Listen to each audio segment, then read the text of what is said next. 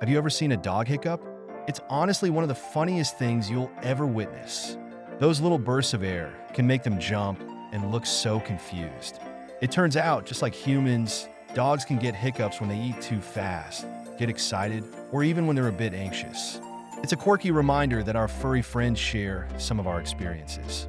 Next time you see a dog hiccuping, take a moment to enjoy the hilarity.